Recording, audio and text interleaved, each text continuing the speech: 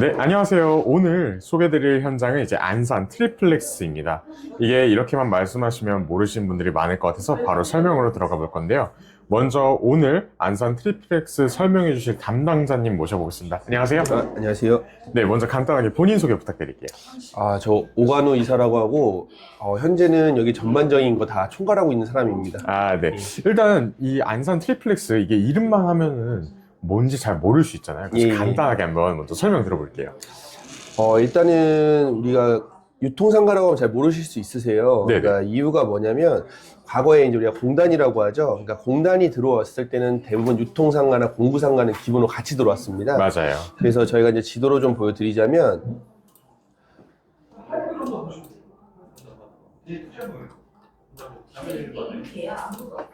위치는 아예 안산역과 연결되어 있습니다. 네. 그리고 1, 2, 3단지 다 포함하면 약 4만 6천 평 정도 되고요.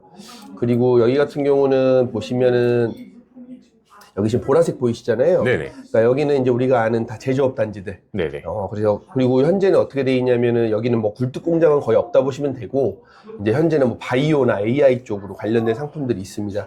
그래서 뭐 유명한 기업으로는 뭐 종근당, 네. 뭐 보령제약, 뭐 삼일제약 이런 거 생각하시면 되고요. 네. 그리고 지금 시야공단, 반월공단이 뜬 이유는 이제 과거에 우리나라가 공단이 있을 때는 구로공단과 이제 성수 쪽이 공단이었잖아요. 그렇죠. 근데 이제 이런 것들이 이전한 데가 가장 대표적인 데가 인천과 시와 안산.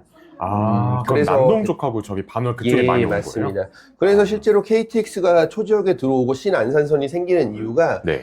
지금 제조업 때문에 우리나라가 지금 미국과의 관계도 개선되고 있고 하잖아요. 네. 근데 그런 점에서 가장 중요한 곳이 바로 이곳이라 보시면 되는 겁니다. 그리고 시아호 자체를 보시면 그 이름이 시아호인 이유가 이제 시흥과 화성 앞자를 따서 시아호인 건데, 네. 북쪽은 거의 완성이 끝났다 보시면 되고 남쪽이 또 다른 또 이슈가 있어서 네. 안산은 앞으로 더 중요해질 수밖에 없는 상황입니다. 그럼 일단 지금 저희 트리플렉스 정확한 위치가 여기 지도상으로 어떻게 되는 거예요? 일단은 저희는 어떤 물건을 하든 이제 부동산을 하실 때는 역부터 따지잖아요. 그쵸. 그리고 호선도 중요하고요. 일단 저희는 안산역과 아예 건물 자체가 연결이 돼 있습니다. 그래서 실제로 현장을 가보시면 네. 안산선 2번 출구와 아예 저희 단지가 연결이 돼 있다는 걸 보실 수 있고요. 그리고 여기 또 하나 중요한 거는 노선은 하나로 보이지만 실제로 여기는 수인분당선과 4호선이 지나가고 있습니다. 맞아요. 예. 그래서 여기는 환승이 어떻게 되냐면 이제 같은 역에 서 계시는데 이제 4호선이 들어오냐 수인분당선이 들어오냐에 따라서 그 어떤 걸 타냐에 따라서 이제 환승이 되는 거죠. 그렇죠. 예. 그러면 일단 교통도 좋고 한데 그러면 이 안산 트리플렉스 이 상품이 가지는 의미가 뭐예요? 그러니까 고객분들이 오셨을 때 내가 이걸 사야 될 이유가 뭐예요? 일단 가장 중요한 건 여기는 사실 조금 부동산을 잘 아는 분들이 계약을 많이 하셨어요. 네. 그러니까 이유가 뭐냐면 그 부동산으로 돈을 버신 분들은 중간에 뭐 경기가 안 좋다 아니면 뭐 규제가 많다 해서 멈추진 않아요. 그렇죠. 그런 분들이 이제 그때 찾는 거는 이 와중에 어떤 물건이 괜찮나를 찾으시거든요. 네. 근데 그런 상품으로 이제 유통상가들이 뜨고 있습니다. 그러니까 사실 이재명 정부 들어오고 나서 규제가 많잖아요. 그렇죠. 근데 그 중에 규제가 오히려 풀리고 있던 게 이제 유통상가나 이런 개발들은 오히려 규제가 더 풀려 있어요. 네. 그러니까 가장 큰 이유가 우리가 이제 재개발을 한다고 그러면 이제 땅이 중요하잖아요. 그쵸. 그래서 사실 이제 업종 상향, 그러니까 종상향을 하려고 하고 근데 그게 되게 쉽지가 않아요. 네. 근데 저희는 처음부터 일반 상업지역이라는 거죠. 그렇죠. 근데 일반 상업지는 알다시피 우리가 대부분 재개발하고 그러면 여기 건너편 보시면 여기가 이제 2종 주택이거든요. 그러면 용어 설명을 들어가면 보통 2종 일반 주거가 250%까지 쓸 수가 있습니다. 그렇죠. 근데 그렇게 250%를 쓰는데도 보통 2,000에서 3,000세대가 나와요. 근데 일반 상업지역은 1,300%까지 가능합니다. 그래서 이게 왜 국가적으로도 좀 하려고 하냐면 아무래도 이제 우리가 재개발을 하거나 할 때는 기부 체납을 많이 요구하잖아요. 맞아요. 그리고 실제로 그런 것들 때문에 내 대지 보유 대비 내가 이제 각 받을 수 있는 아파트를 했을 때 추가 분담금이 많이 생깁니다. 네. 왜냐면 이제 더 큰 거를 받아야 되는 경우도 있고, 그리고 기부 체납을 메꿔줘야 되는 부분도 있어서. 근데 일반 상업 지역을 하는 이제 유통상가들이 재개발됐을 때는 추가 분담금이 거의 미비하거나 없는 경우가 많습니다. 그 이유는 이제 그 용적률 자체가 워낙 높기 때문이죠. 일단 여기 지금 1300%까지도 가능한데 예. 저희 트리플렉스가 현재 이제 분양하고 있는 애들이 거의 그냥 용적률 100% 수준인 거잖아요. 그렇죠. 뭐 정확하게는 한 105에서 108 정도 되는데, 근데 그 이유가 뭐냐면 저희가 보시면 이게 저희 현재 현장인데 네. 지금 많이 낙후되어 있는 것들 보이시죠? 네네. 이게 1, 2단지입니다. 그러니까 아. 89년, 93년에 지어졌고요. 네. 그리고 나서 이제 저희가 3단지입니다. 그러니까 특징이 뭐냐면 여기가 46,000평 정도 되는데 네. 평균 높이가 3층밖에 안 돼요. 아. 그러니까 그 얘기는 저희가 실면적 6.3평을 계약했을 때 대지분은 6평 이상이 나옵니다. 그러니까 거의 용적률 100%밖에 안 썼다는 거죠. 그럼 그 얘기는 앞으로 재개발을 했을 때 국가에서 봐도 훨씬 더 유리한 부분이 많기 때문에 아무래도 규제 완화를 더 해준 겁니다. 그리고 또 하나의 장점은 1단지가 89년, 2단지가 93년에 지어졌어요. 네. 그리고 여기가 이미 2010년대, 그러니까 우리가 사람들이 건강검진을 하듯이 네. 이제 건물도 우리가 안전진단을 하잖아요. 네. 이미 D등급이 나왔습니다. 그러니까 등급 자체가 D등급이라는 건 알다시피 A부터 2등급까지 있잖아요. 맞아요. 그러니까 2등급 나오면 그냥 바로 다 대피해가지고 다시 재개발을 해야 되는 거고, D등급이면 이제 여기를 재개발을 하라고 공고를 하는 거죠.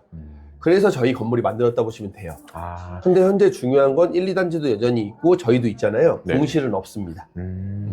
그러면 일단 지금 말씀해 주신 걸 보니까 어차피 1, 2단지가 재건축하는 과정에 있어서 3단지도 같이 할 확률이 높기 때문에 예. 이제 재건축을 할 확률에다가 약간 베팅을 하는 거잖아요. 그렇죠. 그러면은 이제 이게 가격대하고 수익률도 좀 중요할 것 같은데, 일단 재건축을 물론 목표로는 하지만은 이게 장점이 또 일단 임차가 전부 다 맞춰져 있다는 거잖아요. 맞습니다. 그러면 가격에 따른 수익률이 발생을 할 텐데, 그건 그럼 어떻게 돼요? 지금 가격은 제일 저렴한 게 얼마부터 나오고 있어요? 저희가 이제 보통 1억 1,900에서 1억 2,100짜리를 이제 계약을 하고 있는데, 네.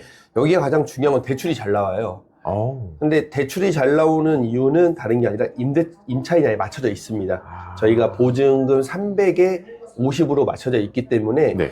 은행 입장에서는 이제 대출이 가장 잘 나오는 상품은 아무래도 월세가 나오는 상품이겠죠.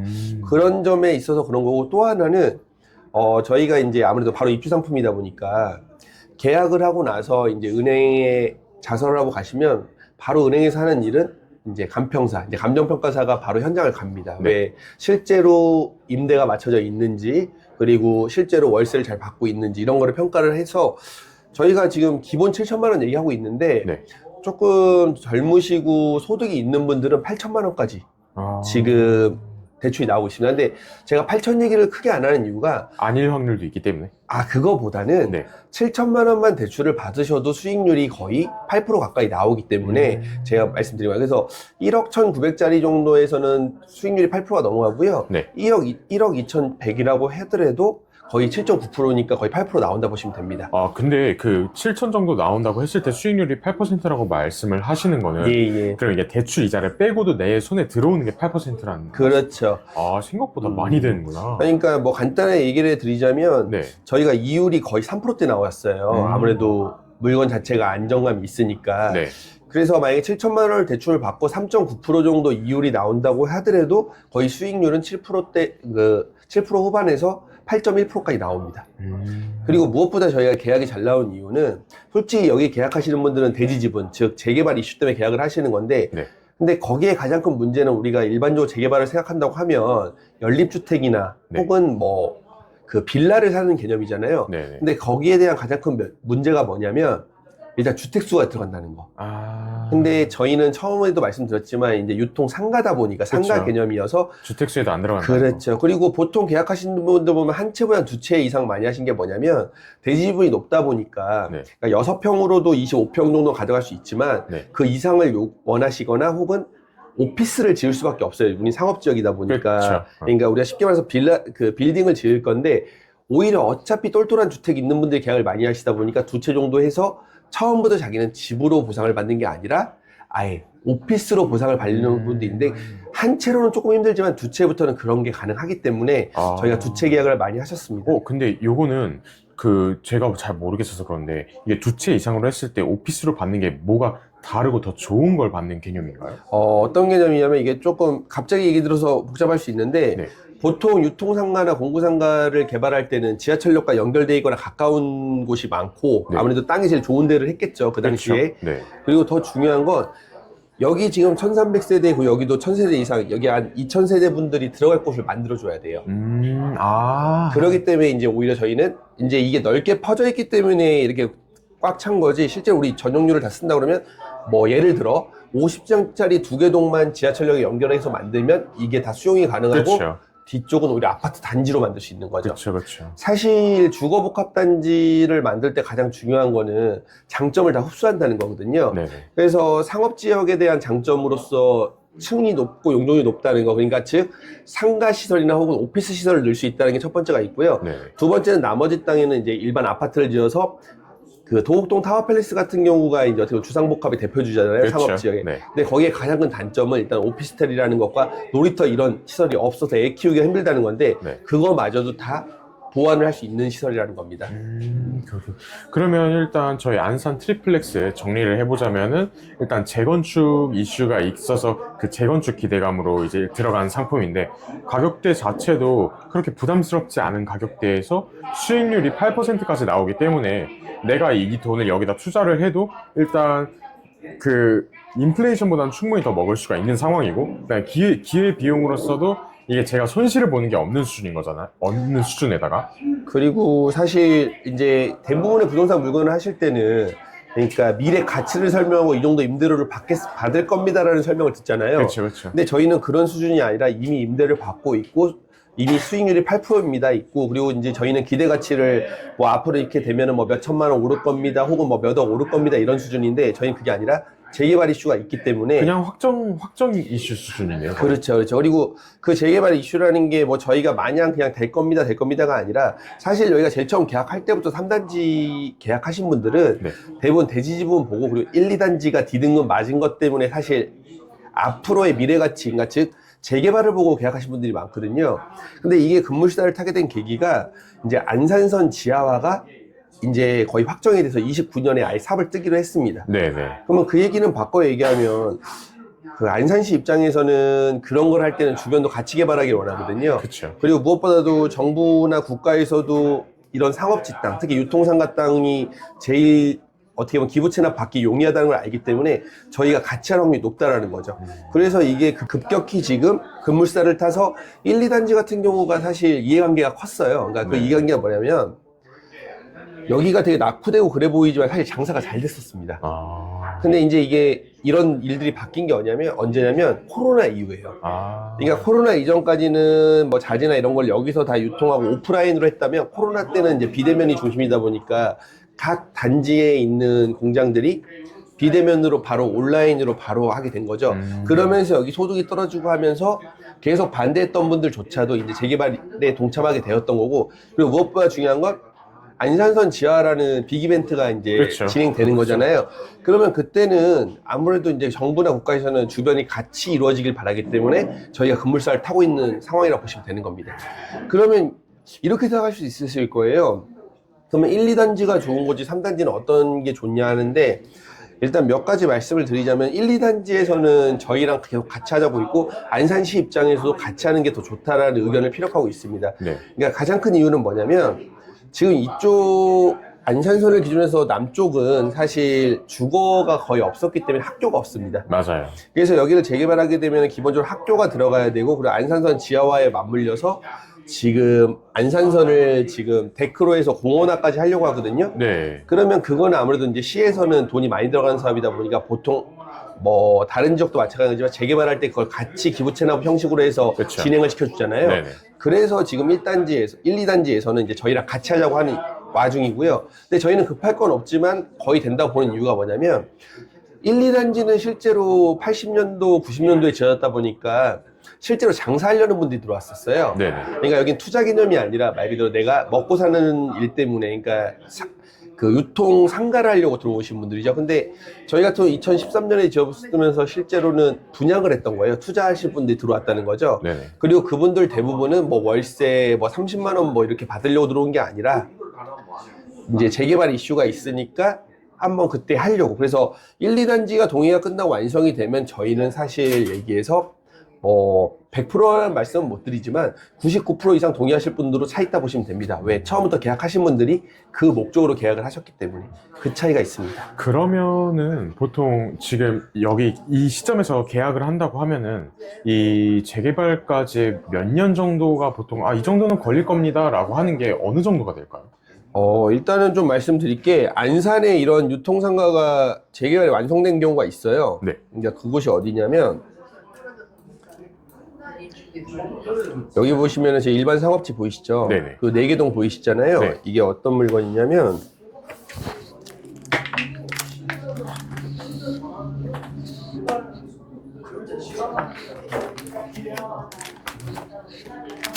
이쪽. 이게 어떤 물건이냐면 여기가 와동 유통상가라고 했던 것입니다. 네네. 근데 여기 같은 경우는 아무래도 보시면은 지하철역과의 거리도 멀고 그렇죠. 그리고 규모도 좀 작아요. 네. 저희랑 그러니까 비교가 안 되죠. 그래서 좀 생각보다 장사가 안 됐던 곳입니다. 그래서 2007년에 시작해서 2017년까지 딱 10년 걸렸습니다. 근데 이제 저희 같은 경우는 근데 문제가 있었던 건 아까도 말씀드린 장사도 이미 잘 됐었고 역과 연결이 되어 있고 공실이 없다 보니 좀 늦었던 부분인데 근데 중요한 건 지금 조합원 설립 이런 과정이 보통 4, 5년 걸리고 나머지 과정은 이제 5년 정도 안에 끝나요. 네네. 근데 우린 그 조합원 설립 과정이 지금 현재 1, 2단지가 62% 되어 있고요. 네. 그리고 또 하나 중요한 건 뭐냐면 그 일반 우리가 지주택이라고 말할 수 있는 것과 개발지랑은 다르게 70%만 동의하면 완료입니다. 그리고 이 62%, 3% 되는 과정이 최근입니다. 이제 안산선이 확정되고 하면서. 그래서 저희 목표는 올해 안에 1, 2단지는 끝날 것 같고요. 그리고 실제로 저희 현재 대행사 대표님은 여기 분양만 목적으로 하는 게 아니라 나중에 재개발까지 참여하려고 실제로 현장에 계십니다. 지금 보시면은 이렇게 된 컨디션의 상품이 지금 350을 받고 있는 상품입니다. 예, 근데 그 이유가 뭐냐면 네.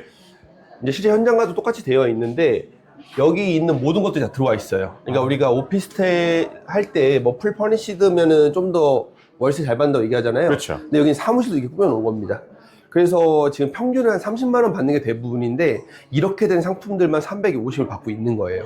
그럼 이렇게 해서 350을 받을 때 그 수익률이 나는 거고. 그렇죠. 그리고 이게 또 필요 없으신 분들은 이게 돈으로도 준다고 하시더라고요.